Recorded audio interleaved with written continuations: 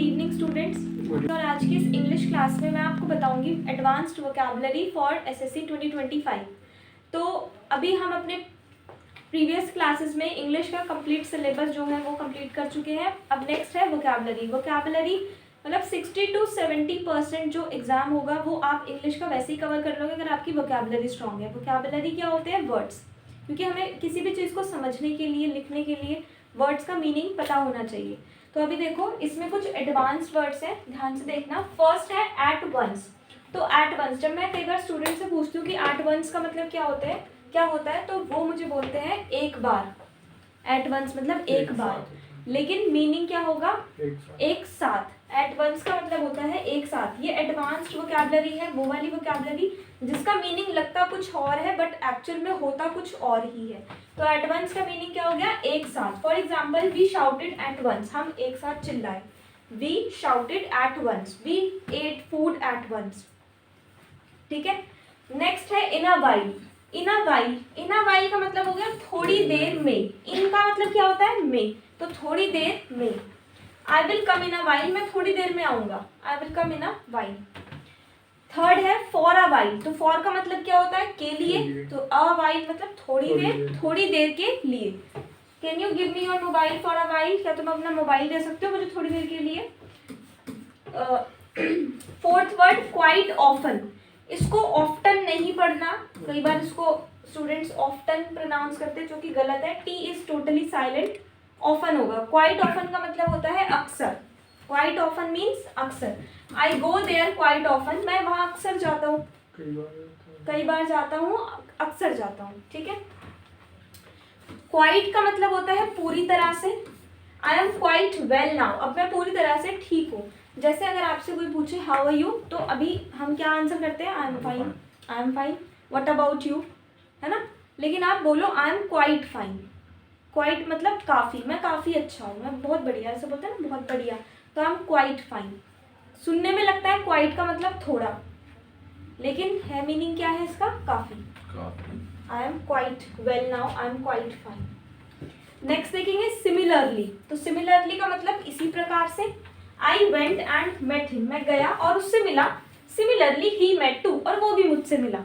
Similarly comparison में आ जाता है, कोई कंडीशन दी और फिर आपने लिखा इसी तरह से ये चीज भी हुई, तो सिमिलरली। नेक्स्ट सेवेंथ है साइमल्टेनियसली। क्या लिखा है? साइमल्टेनियसली। इसका जो मीनिंग होता है वो होता है जब हम एक ही समय पर दो काम कर रहे होते हैं। साथ ही साथ भी बोल सकते हो। जैसे I am studying comma working simultaneously, मतलब मैं पढ़ भी रहा हूँ और साथ ही साथ काम भी कर रहा हूँ, वर्किंग भी हूँ। नेक्स्ट एट्थ में है नीडलेस। नीड मतलब तो जरूरत होता है, लेकिन नीड के साथ लेस लगा दिया। नीडलेस मतलब जरूरत नहीं। Needless to say that he is mad.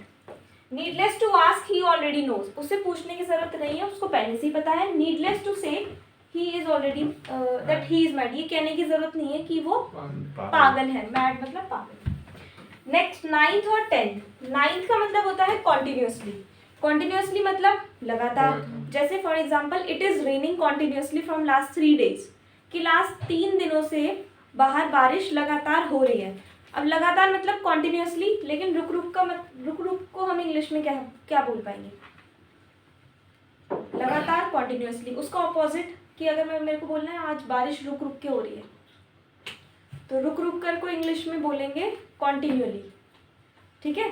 Continuously का ऑपोजिट क्या होता है? कॉन्टिन्यूअली। कॉन्टिन्यूअली मतलब रुक रुक कर। It is raining continually, it is raining continuously. समझ आ गया? कॉन्टिन्यूअसली, कॉन्टिन्यूअली।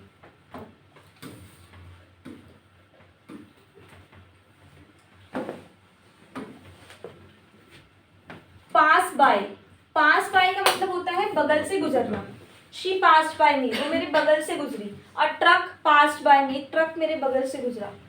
ऑफ नो यूज बोल लो या फिर अवेल बोल लो, एक ही बात है। ऑफ नो यूज या फिर अवेल मतलब कोई फायदा नहीं, जो लाभदायक नहीं है। I went to doctor but of no use, मैं डॉक्टर के पास गया पर कोई फायदा ही नहीं हुआ।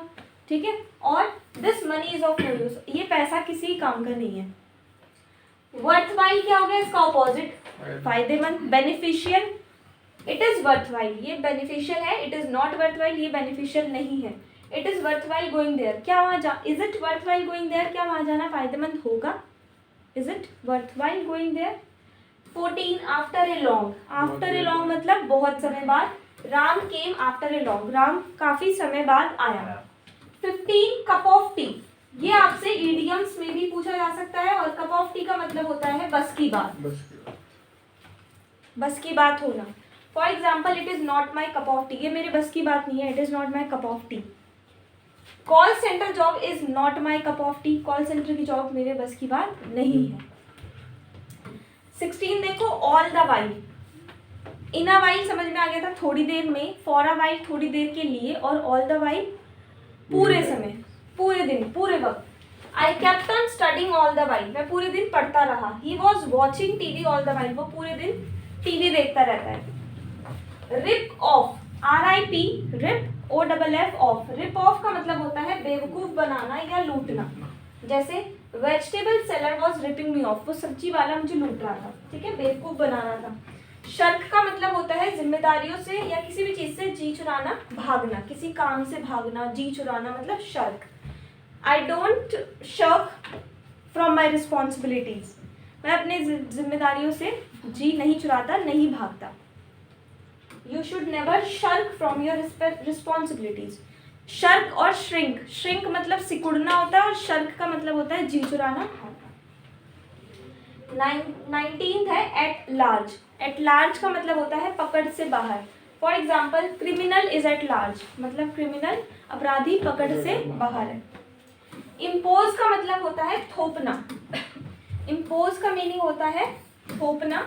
You can't impose your will on me, तुम अपनी इच्छा मेरे ऊपर नहीं थोप सकते, या फिर you are imposing your will on me, तुम अपनी इच्छा मेरे ऊपर थोप रहे हो, ठीक है। Off hand, OFF hand, off hand, off hand का मतलब होता है बिना किसी तैयारी के। I came to interview off hand, I went for interview off hand, मैं इंटरव्यू बिना किसी तैयारी के गया। ओवरकास्ट का मतलब होता है बादलों से भरा हुआ, द स्काई इज ओवरकास्ट, ठीक है।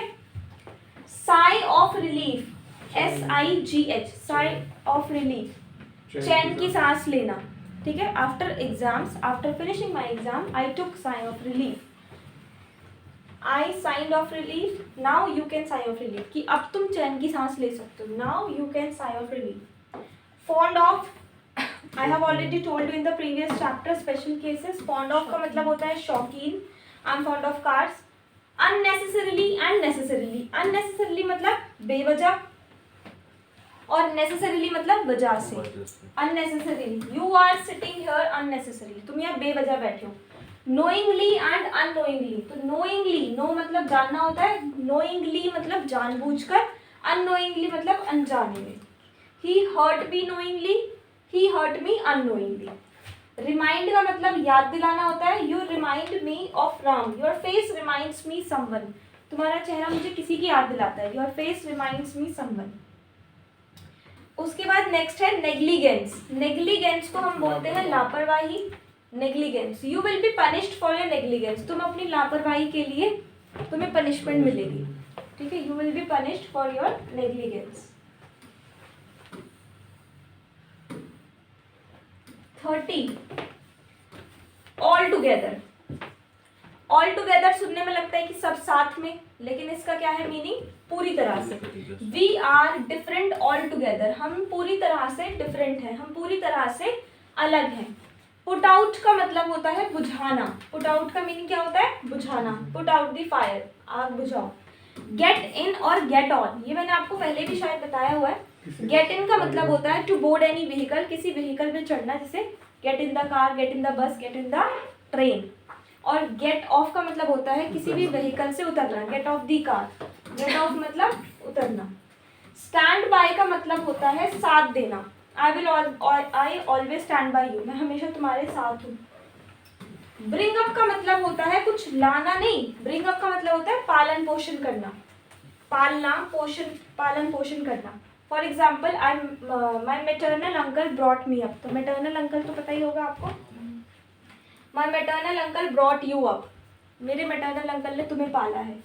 या फिर I was brought up in Delhi, मैं दिल्ली में पला बड़ा हूँ। 36 मटेरियलाइज। मटेरियलाइज का मतलब होता है सच कर देना, साकार कर देना। जैसे dream, I will materialise my dream, मैं अपना सपना सच करूंगा। मैनिफेस्ट करना, हाँ हो सकता है। पास अवे का मतलब होता है मृत्यु हो जाना। चिल आउट का मतलब होता है टेंशन ना लेना, मजे करना। I am chilling out these days just like him.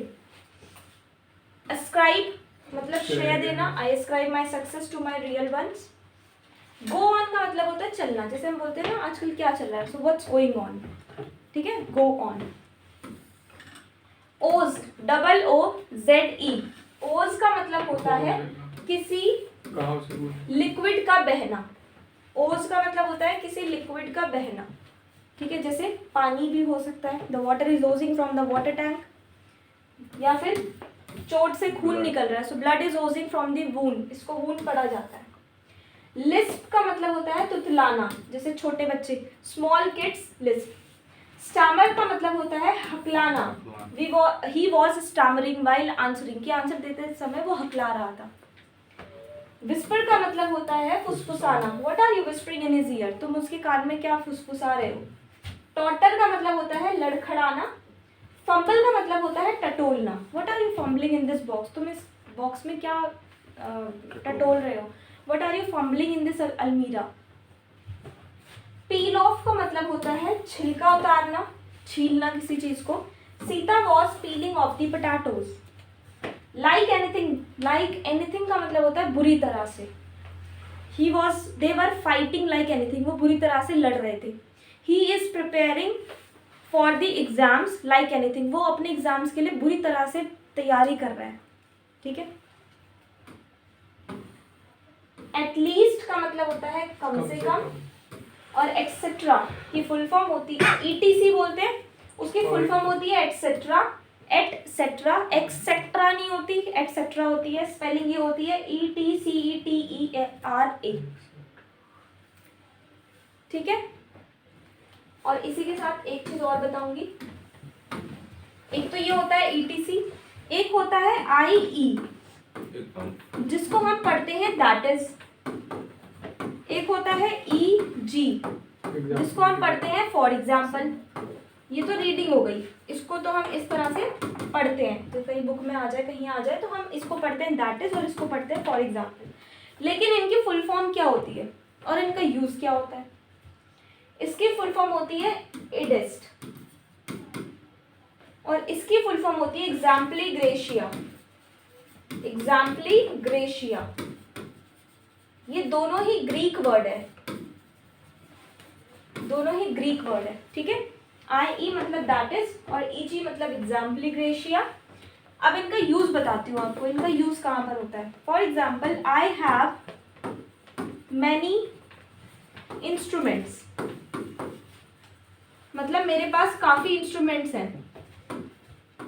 फिर मैं यहाँ पर क्या बोलूंगी, फॉर एग्जाम्पल, तो बहुत सारे हैं तो उनमें से कुछ एग्जाम्पल दे दूंगी, जैसे गिटार,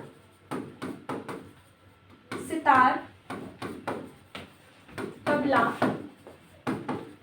एक्सेट्रा, ठीक है। तो यहाँ पर मैंने क्या यूज किया, EG यानी एग्जाम्पली ग्रेशिया, फॉर एग्जाम्पल। अब अगर मैं यहीं पर मैं बोलती हूँ आई हैव 2 इंस्ट्रूमेंट्स, कि मेरे पास कितने इंस्ट्रूमेंट है, 2, तो मैं यहाँ पर क्या यूज करूंगी, IE यानी दैट इज, कि वो है कौन कौन से, guitar and sitar. So this is the difference between these both, IE, EG और एटसेट्रा, ठीक है, समझ आ गया। तो आज की क्लास में इतना ही, thank you so much. Thank you ma'am.